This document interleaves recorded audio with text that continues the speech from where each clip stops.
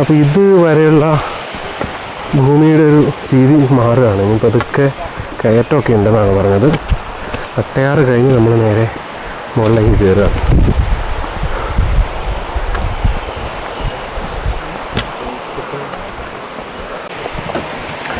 ഇങ്ങനെ കുറച്ച് വളഞ്ഞ വഴികളുമുണ്ട്. അതുകൂടാതെ ഇങ്ങനെ കുത്തനെയുള്ള കയറ്റം കയറിയാൽ കുറച്ചുകൂടെ പെട്ടെന്ന് എത്താം.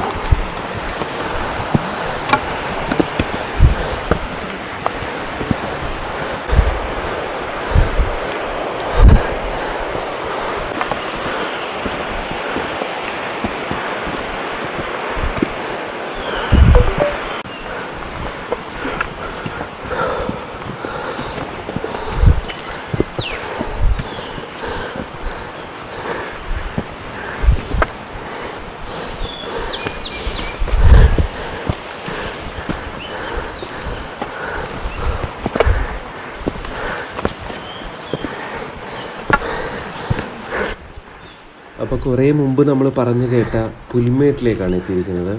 നല്ല അടിപൊളി വ്യൂ ഉള്ള സ്ഥലമാണ് ഈ പുൽമേട്. ആനയും കരടിയുമൊക്കെ ഇടയ്ക്കിടെ കാണുന്ന സ്ഥലം കൂടിയാണ്. ആനക്കൂട്ടമൊക്കെ വരുന്ന സ്ഥലം കൂടിയാണ് ഈ പുൽമേടെന്നാണ് പറഞ്ഞു കേട്ടിട്ടുള്ളത്. അപ്പോൾ പുൽമേട് വഴിയാണ് ഇനി കുറേ നേരം നമ്മുടെ യാത്ര.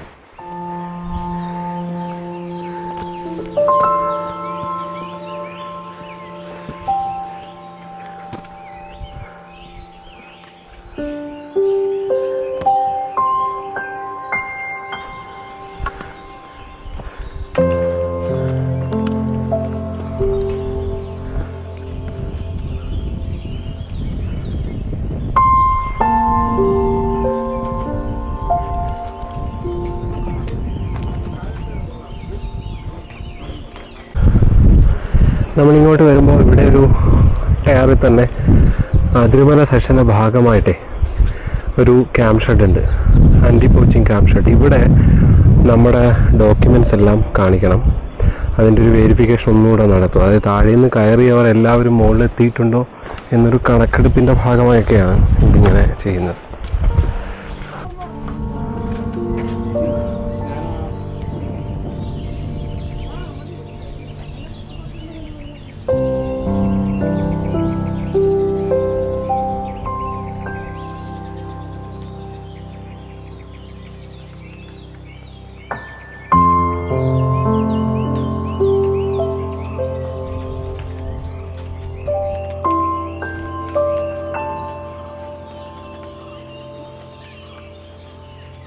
ഇവിടുത്തെ ഒരു തൂണുകളുടെ പ്രത്യേകതയാണ് കണ്ടത്. അവിടെ ഈ ആനയുടെ ഒന്നും അക്രമം ഉണ്ടാകാതിരിക്കാൻ വേണ്ടി തൂണുകളും ഈ ഷെഡൊക്കെ പലയിടത്തും വലിച്ചിടുമല്ലോ, അത് ഒഴിവാക്കാൻ വേണ്ടി ഒരു മുള്ളുവേലി പോലെയുള്ള മുള്ളു കമ്പി കൊണ്ട് അതങ്ങനെ വെച്ചിരിക്കുക. ഇതിൻ്റെ പിന്നിലൊരു വലിയ ഒറ്റക്കല്ലുണ്ട് കേട്ടോ, ഒരു ആനയെ പോലെയൊക്കെ തോന്നിപ്പിക്കാവുന്ന ഒരു ഒറ്റക്കല്ല്.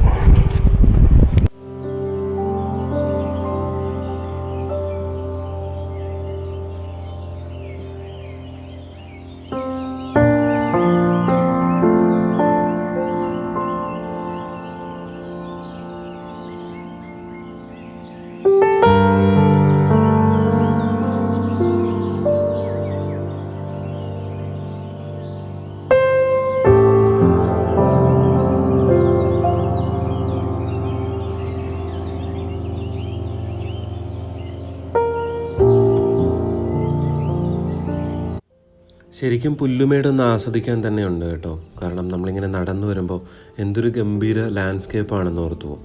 പിന്നെ ഇവിടെ ആനകൾ ഉണ്ടാകുമെന്ന് പറയുന്നത് വളരെ സ്വാഭാവികമാണ്. കാരണം ആനകൾക്ക് പ്രിയപ്പെട്ട പുല്ലുകൾ ഇഷ്ടം പോലെ ഇവിടെയുണ്ട്.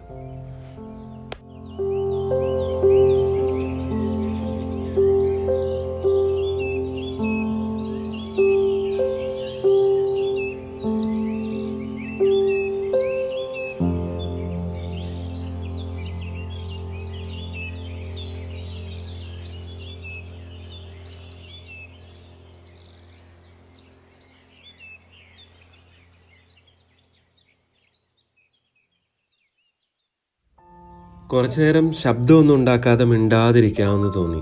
കാരണം ഈ യാത്രയിൽ അത്ര ഗംഭീരമായി കാടിൻ്റെ പാട്ട് നമുക്ക് കേൾക്കാം. നിറയെ പക്ഷികളാണ് ഈ പുൽമേട്ടിലെത്തിയപ്പോൾ. നേരത്തെ വന്ന വഴിയിൽ പലയിടത്തും പക്ഷികളുണ്ടായിരുന്നു. പക്ഷെ അതിനൊക്കെ അപ്പുറത്തേക്ക് കുറച്ചുകൂടെ പക്ഷികളെ നമുക്ക് അടുത്ത് കാണാം. കാരണം ചെറിയ മരങ്ങളാണ് ഇവിടെ നിറയെ ഉള്ളത്. ഈ ലാൻഡ്സ്കേപ്പും പക്ഷികളും എല്ലാം കൂടി ഒരു അടിപൊളി വൈബ് തന്നെയാണ്. നമ്മൾ ഇതുവരെയുള്ള യാത്രയിൽ നിന്ന് നമുക്ക് വളരെ കൃത്യമായ വ്യത്യാസം ഈ പുൽമേട്ടിലെത്തുമ്പോൾ നമുക്ക് ഫീൽ ചെയ്യും.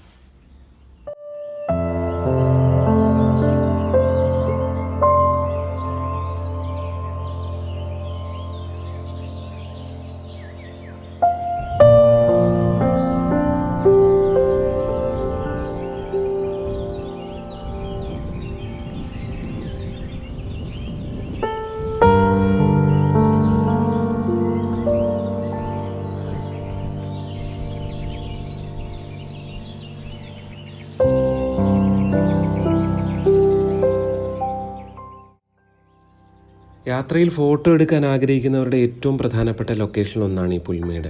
കാരണം നല്ല ലൈറ്റ് ഉണ്ട്, നല്ല ബാക്ക്ഗ്രൗണ്ടിൽ നമുക്ക് പടങ്ങളെടുക്കാം.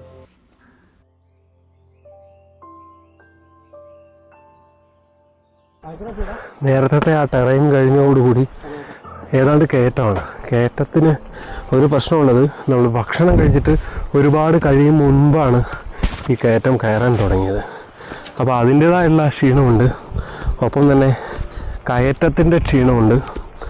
അങ്ങനെ വമ്പൻ കയറ്റമല്ല, ഏറ്റവും വലിയ കയറ്റങ്ങൾ, വലിയ മലകയറ്റം എന്ന് പറഞ്ഞാൽ അത് നാളെ ആയിരിക്കും ഉണ്ടാവുക.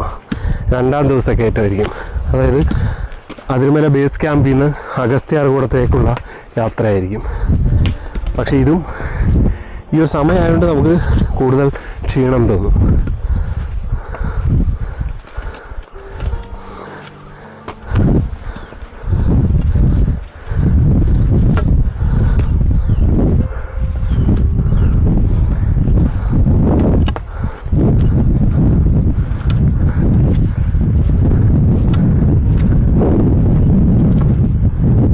എല്ലാം എന്താ നമുക്ക് ഇല പൊഴിച്ച് നിൽക്കുകയാണ്, കണ്ടില്ലേ?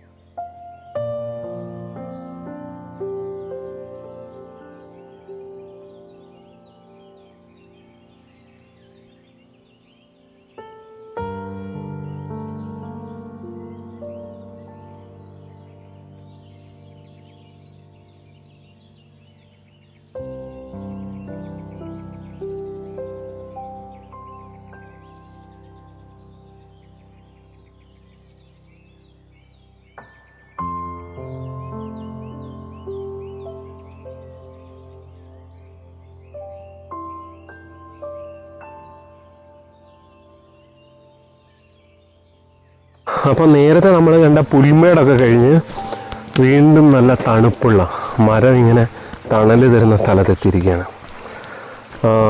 ഇനി കുറച്ച് ദൂരം കൂടെ ഉണ്ടാവുള്ളൂ ബേസ് ക്യാമ്പിലേക്ക് എന്നാണ് പറയുന്നത്.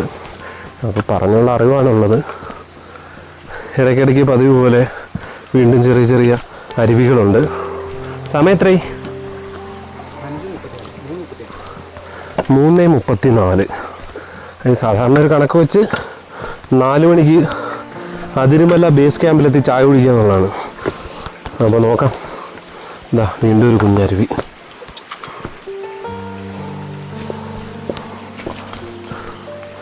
രണ്ട് പ്രായമുള്ള ചേട്ടന്മാർ ഉണ്ട്. അവർ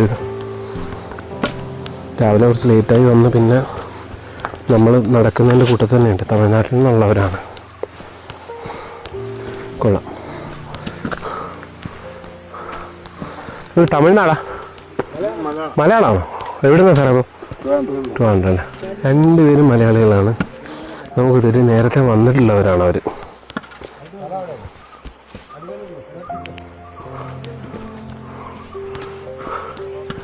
അപ്പോൾ നേരത്തെ നമ്മൾ അപ്പുറത്തുനിന്ന് കണ്ട ആ വഴി അവിടേക്കാണ് എത്തിയത്. വീണ്ടും വെയിലായി.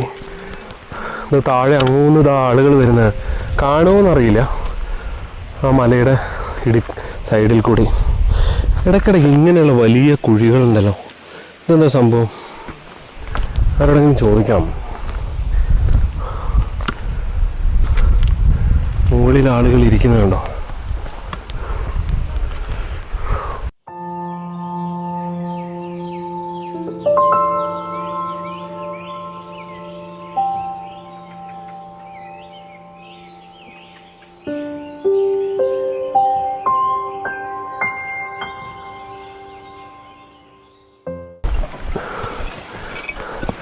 നിങ്ങളുടെ കൂടെ ഇങ്ങനെ നടക്കുന്നതാണോ രണ്ടുപേരും? ഹായ്. പേടിച്ച് പിന്നോട്ട് പോകുന്നു.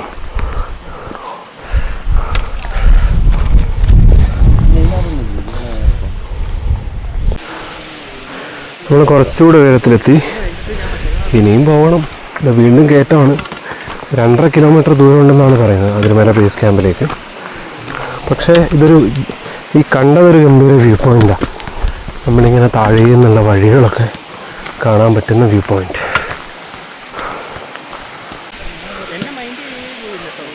ചേട്ടാ, അങ്ങ് കാണുന്ന പേപ്പാറ ഡാമാണോ? പേപ്പാറയുടെ ഇവിടെ നോക്കിയാൽ അങ്ങ് ദൂരെ പേപ്പാറ ഡാം കാണാമായിരുന്നു. ഇതിൽ കാണുന്നുണ്ടോയെന്നറിയില്ല. അത് നല്ല മഞ്ഞില്ലെങ്കിൽ അങ്ങ് അഗസ്ത്യാർകൂടത്തിൻ്റെ മുകളിലെത്തിയാലും കാണാമെന്നാണ് പറയുന്നത്. ഇന്നിപ്പോൾ നല്ല തെളിഞ്ഞ കാലാവസ്ഥയാണ്. എന്തൊരു നീല കളറാണ്.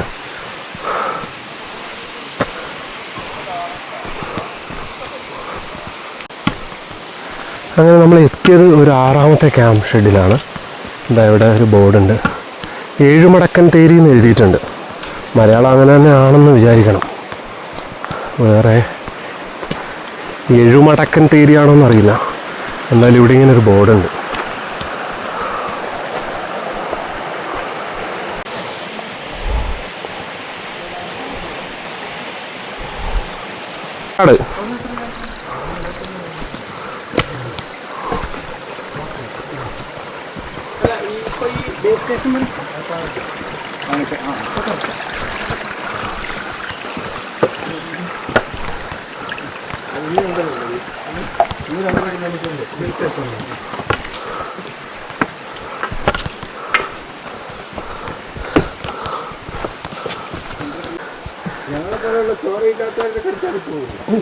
സെഷൻ ഓഫീസിന്റെ വണ്ടിക്കകത്ത് ഈ ഇത് കാണും. കാട്ടു തുളസിയാണ് കേട്ടോ ഈ കാണുന്നത്. അതിങ്ങനെ പൂത്ത് നിൽക്കുകയാണ്. ഇത് ആദ്യമായിട്ടാണ് കാണുന്നത്. ഇവിടെ നിറയെ ഉണ്ട്. ഇവിടെ നിറയെ അതാണ്.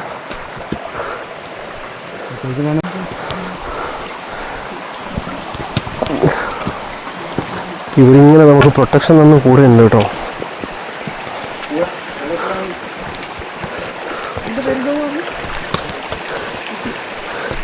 എന്താ പേര്? എന്താ പേര്?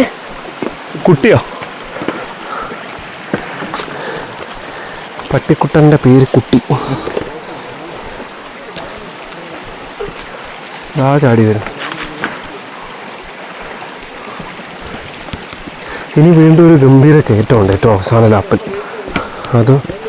അതിൻ്റെ ഒരു തുടക്കമായിട്ടുണ്ട് വീണ്ടും. നമ്മളിപ്പോൾ തീരും എന്നുള്ള തോന്നലാണ് പലപ്പോഴും ട്രെക്കിങ്ങിനുണ്ടാവുക. പക്ഷേ നമ്മൾ ഉദ്ദേശിക്കുന്നിടത്ത് എവിടെയും തീരുന്നുണ്ടാവില്ല. അതാണ് ഇതിൻ്റെ ഒരു പ്രത്യേകത.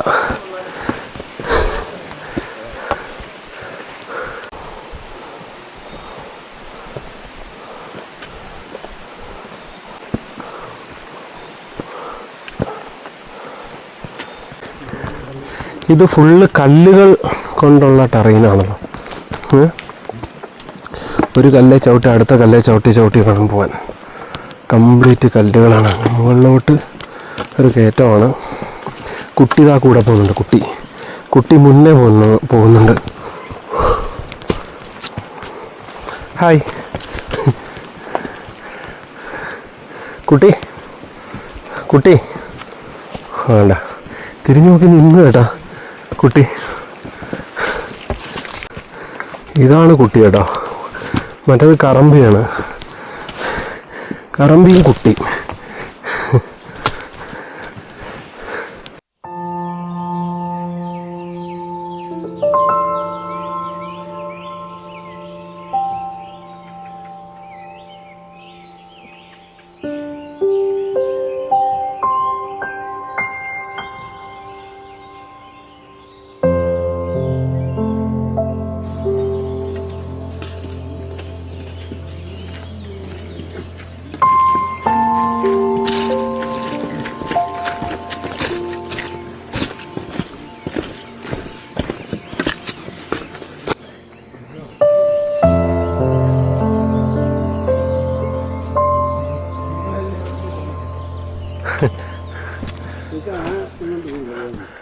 ചക്ക, പ്ലാവ്, കാട്ടിനുള്ളിലൊരു പ്ലാവ് കാണുന്ന ആദ്യമാണ്.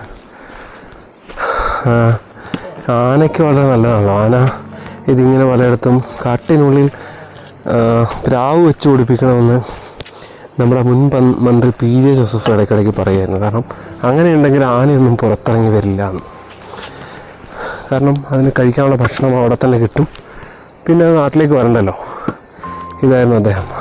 അങ്ങനെ പ്രോജക്റ്റ് അദ്ദേഹം സർക്കാരിന് മുന്നിൽ സമർപ്പിക്കുകയും ചെയ്തതാണ്. പക്ഷേ അത് നടന്നില്ല. എന്താണ് അതിൻ്റെ കാരണം എന്നറിയില്ല.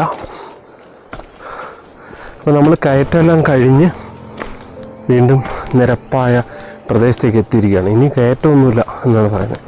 നമ്മൾ വൈകാതെ അതിരുമല ബേസ് ക്യാമ്പിലെത്തും.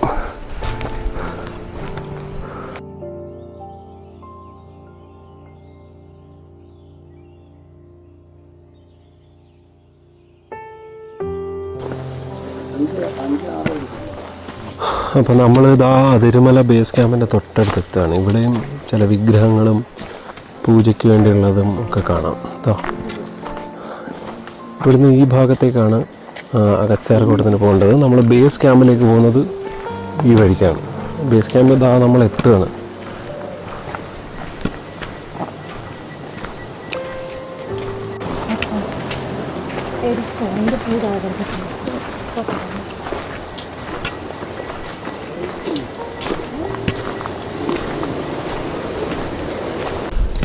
ഈ ബേസ് ക്യാമ്പിൻ്റെ തൊട്ടടുത്തും ദാ കുറേ വിഗ്രഹങ്ങൾ, പൂജ, വിളക്ക്, അതൊക്കെ കാണാം നമുക്ക്. ആദിവാസികളാണ്, അവരുടെ പൂജാ പരിപാടികളൊക്കെയാണ് എന്ന് തോന്നുന്നത്. ആ തൊട്ടപ്പുറത്തുമുണ്ട്. മണിയൊക്കെ കെട്ടിയിട്ടുണ്ട്. അവർക്ക് ശിവരാത്രിക്ക് മുകളിൽ വന്ന് പൂജ നടത്താനുള്ള സൗകര്യമുണ്ട്. ഇവിടെ ആ കല്ലിലൊക്കെ വിഗ്രഹമായിട്ട് സങ്കല്പിച്ചാണ് അവരുടെ പൂജയ്ക്കുള്ള സൗകര്യങ്ങളൊക്കെ ഇവിടെ ചെയ്തിട്ടുള്ളത്.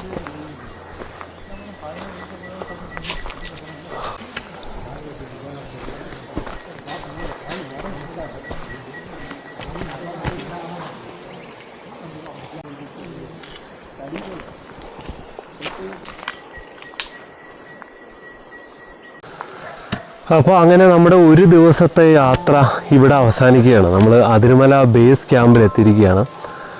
രാവിലെ ഏതാണ്ടൊരു 8:30-ക്ക് ശേഷം പുറപ്പെട്ട യാത്രയാണ്. ഇപ്പോൾ 5 മണിയാകുന്നു. ഒരു ദിവസം മുഴുവൻ നടക്കുക, വലിയ മലനിരകളും, അതായത് വലിയ കുത്തനെയുള്ള കയറ്റം വഴിയൊക്കെ നടക്കുക. നാളെ ഇതല്ല അവസ്ഥ, ഇതിലും വലിയ കയറ്റങ്ങളാണെന്നാണ് പറയുന്നത്. എന്തായാലും നമ്മുടെ ആദ്യ ദിവസത്തെ യാത്ര ഈ ബേസ് ക്യാമ്പിലാണ് അവസാനിക്കുന്നത്. ഇന്നിവിടെയാണ് താമസം. ഇവിടുന്ന് ഭക്ഷണമുണ്ട്. നാളെ രാവിലെ 7 മണിക്കാണ് ഇവിടുന്ന് വീണ്ടും യാത്ര തുടങ്ങുന്നത്. ഇവിടുന്ന് 6 കിലോമീറ്റർ ഉണ്ട് അഗസ്ത്യാർ മലയ്ക്ക്. അഗസ്ത്യാർകൂടത്തിൽ അതിൻ്റെ ഒരു പ്രത്യേകത വലിയ കുത്തനെയുള്ള മലകളാണ് എന്നുള്ളതാണ്. ഇവിടുന്ന് പൊങ്കാലപ്പാറ എന്നുള്ള സ്ഥലമുണ്ട്. അവിടെ എത്തിക്കഴിഞ്ഞാൽ പിന്നെ വമ്പൻ മല മാത്രമാണ്. എന്തായാലും നമുക്ക് ഇവിടേക്ക് കയറാം.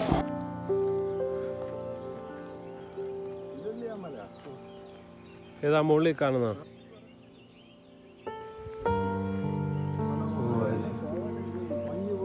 അത്